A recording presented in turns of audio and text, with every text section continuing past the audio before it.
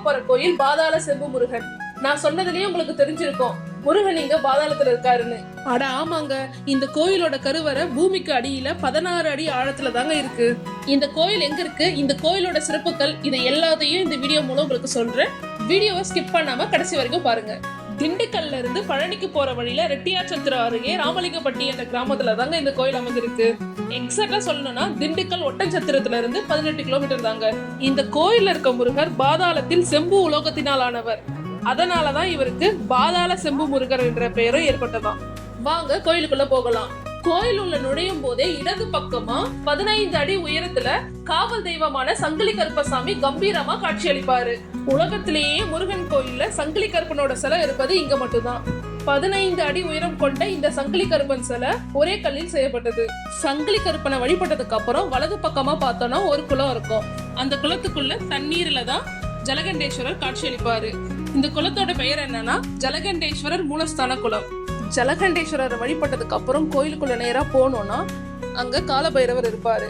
காலபைரவர் தாண்டி 16 அடி ஆழத்துல உள்ள முருகனை பார்க்கணும்னா 18 படி கீழிறங்கி சென்றால் மட்டுமே செம்பு உலோகத்தால் செய்யப்பட்ட பாதாள செம்பு முருகரை நாம காண முடியும்.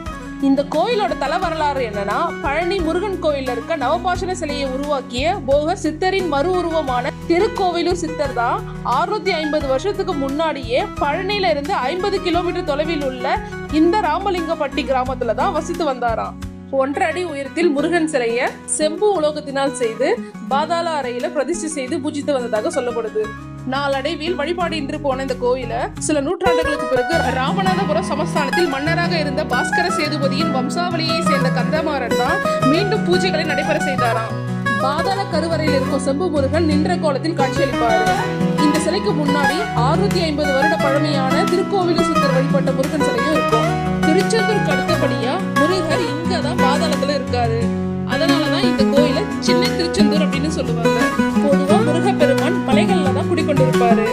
அப்படி நம்ம முருகனை தரிசிக்க சொல்லும் போது ஏற்றமாகவும் திரும்பி வரும்போது இறக்க பாதையாகவும் தான் வருவோம். ஆனா இந்த கோயில்ல மட்டும் 18 படி கீழே இறங்கி போய் தான் முருகனை தரிசனம் செய்ய முடியும். முருகனை தரிசனம் செஞ்சதுக்கு அப்புறம் ஏற்றமான பாதையில வரணும். கீழே இருக்கும் பக்தர்களை முருகப்பெருமான் வாழ்க்கையில தூக்கி உயர்த்துவதாக அர்த்தம். அதுதான் இந்த கோயிலோட சிறப்பும் கூட. பாரத நாட்டை காக்கும் முன்னாள் இந்நாள் ராணுவ வீரர்களுக்கு பரிவட்டம் கட்டி முதல் மரியாதை செய்வது இந்த கோயிலோட வழக்கம்.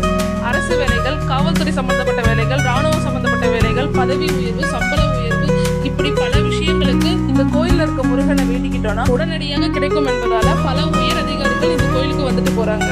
இந்த கோயிலுக்கு வரும் பக்தர்களுக்கு திருநீர் பிரசாதமாக தராங்க. இந்த திருநீர் 18 வகை மூலிகளானது. இது பலவிதமான நோய்களை தீர்க்கும் என்பது நம்பிக்கை. இந்த கோயிலோட முக்கிய சிறப்பு என்னன்னா கருங்காலி மாலை. இந்த கருங்காலி மாலையை முருகனோட பாதத்துல வைத்து பூஜை செஞ்சுட்டு கழுத்துல போட்டுக்கிறாங்க. அது மட்டும் இல்லாம கருங்காலி வேல், சந்தன வேல் இது முருகனுக்கு சாத்தி வழிபடுறாங்க.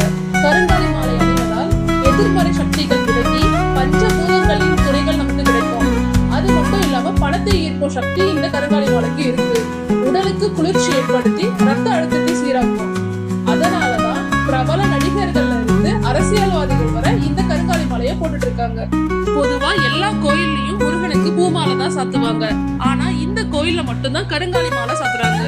இந்த கோயிலோட டைமிங் பாத்தீங்கன்னா காலை 6 மணில இருந்து 2 மணி வரைக்கும், மாலை 4 மணில இருந்து 8 மணி வரைக்கும். இங்க இலவச பொது தரிசனம் மட்டும் தாங்க இருக்கு. கட்டண தரிசனம் எதுவும் கிடையாது.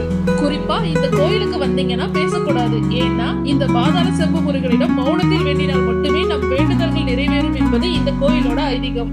அதனால இந்த கோயிலுக்கு வரும் பக்தர்கள் மௌனத்தை கடைபிடிங்க. வெற்றிவேல் முருகனுக்கு அரோகரா. இன்னும் இந்த மாதிரியான கோயில்களை பற்றி தெரிஞ்சுக்க நம்ம பேஜை ஃபாலோ பண்ணுங்க. இந்த வீடியோ பிடிச்சிருந்தா உங்க ஃப்ரெண்ட்ஸ் அண்ட் ஃபேமிலிக்கு ஷேர் பண்ணுங்க அண்ட் கமெண்ட் பண்ணுங்க. மீண்டும் சந்திப்போம்.